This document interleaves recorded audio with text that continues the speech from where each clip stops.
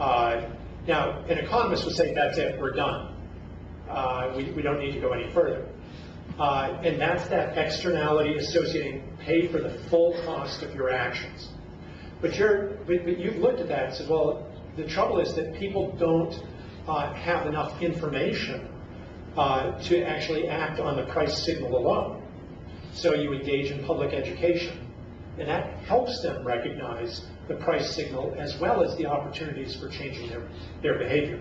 You spur them to think a little bit about, oh, I could save more by doing this or that. And then you've attacked another problem, which is, in some cases, there are some technologies that you just look at it and you go, this in all settings is the right technology. So you talked about certain types of fixtures, certain types of appliances, and so on. You go, there are no circumstances under which that's not the right appliance. And rather than ask people to engage in looking for those, we're going to just mandate them. And that's a great move, if the premise that this is the right technology every time is satisfied. So to me, it sounds as if you've adopted a reasonable set of policies that's well grounded. But the next question is, just as an example, is there a finance problem? Are people actually adopting the technologies you want, or do they have a problem? Is there a barrier to them adopting the most efficient technologies because they can't afford them up front? Can you develop financing mechanisms that would help them adopt those? We do this in energy, we do it in water resources, and so on. So, the real question is, when you look at the landscape, do people seem to be engaging in the activities that you believe make sense? Now, when I see somebody just running a hose on the lawn and not attending to whether it's being effective, I think that's a waste of water. And maybe it is, but maybe the real cost of the water is not as great as the effort that it would take for them to pay closer attention. So we're saying, look, we're going to have some of this. Getting everyone in the country to pay attention to how they use water is expensive. It's difficult. So we're going to put up with a certain amount of slop or ineffectiveness. But the thing I would go back to is starting at, so do people understand their opportunities? Do they understand the cost of water? Have we set an appropriate cost to using it? Ken, how would you, in this evaluating how effective the policies have been, how does benchmarking become useful? Would it be useful for us to benchmark water usage in Singapore against water usage in other countries, both at a consumer level and at a commercial level? Sure.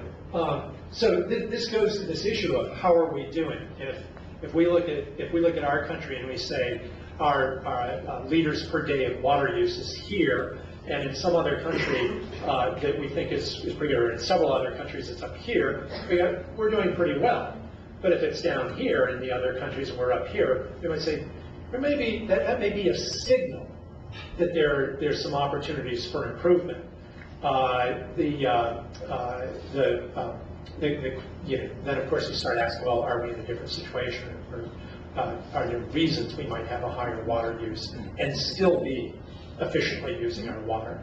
But the key is first getting those units or getting that data in comparable units so we can do that comparison. So that's a kind of a screening activity to tell us how are we doing overall.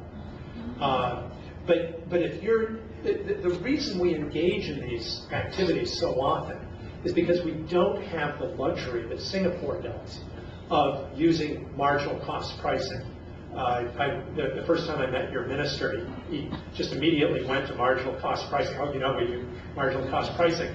And as I commented to my wife, I said, I'm not really accustomed to doctors who understand economics or and politicians who understand good policy. But he went right for that. And if you're doing that, then you really need to ask that next layer of questions. Why are you concerned? If people are paying the full cost of their water, they're truly, and in fact, marginal cost pricing, as long as marginal costs are increasing, they're paying more than the full cost of their water. If they're paying the full cost of their water, why are you worried after that? Because then it becomes a personal decision. But if it's because you think, look, they could get more value for less money, they just don't understand, then you need to start looking at the information instruments. Or if you think, look, there's lots of ways we can improve water use, we just don't have the technology, no one's investing in it, then you may have an opportunity for the government to invest in improving the technologies as a public good. We have time for one last question. I've exhausted them. So thank you, Professor, for a very engaging session, and our guests here for contributing to the discussion.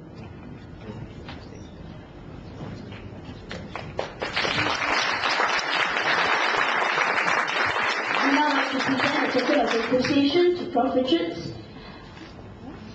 The token is NEA's 10th anniversary book entitled Our Environment, Safeguard, Nurture, Cherish. I now invite Mr. Andrew Tan, CEO NEA, to present the book to Prof. Richards. CEO, please.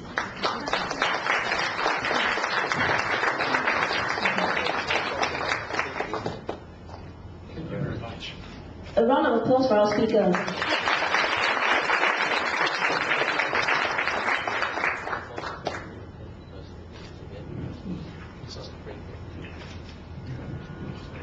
Thank you, CEO and Professor. Ladies and gentlemen, we hope you have enjoyed today's program. We will be emailing you a survey, and we hope you could take a few minutes to share your valuable feedback to help us improve future sessions.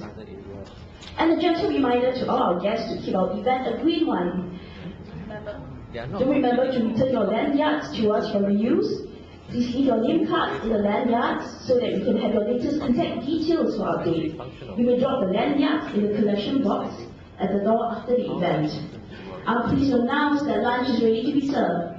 Please join us for the buffet lunch and take this time to catch up with one another. Thank you for joining us today. Bon appetit.